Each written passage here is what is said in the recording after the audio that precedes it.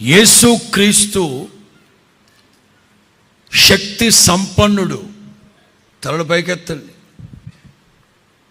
ఈ తండ్రి పిచ్చోడు కాదు, ఈ తండ్రి మూర్ఖుడు కాదు, అమాయకుడు కాదు, మూఢ భక్తి చేసేవాడు అంతకంటే కాదు. సమస్తాన్ని పరీక్షించి ఏం గుర్తుపట్టాడు తెలుసా?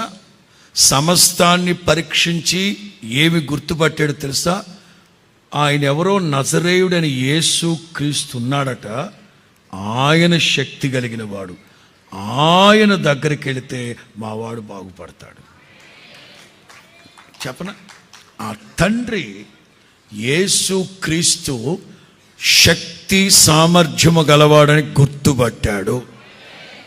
ఇవాళ ప్రపంచంలో 500 కోట్ల మందికి పైగా 500 మంది కోట్లకు పైగా క్రైస్తవ్యాన్ని స్వీకరించి క్రైస్తవ్యాన్ని అనుసరిస్తూ ఉన్నారంటే కారణం ఆయన ఉన్నవాడు, అనువాడు, రక్షకుడు, ప్రభాకరుడు, కనికరం చూపే దేవుడు, వాత్సల్య పూర్ణుడని గుర్తుపట్టారు.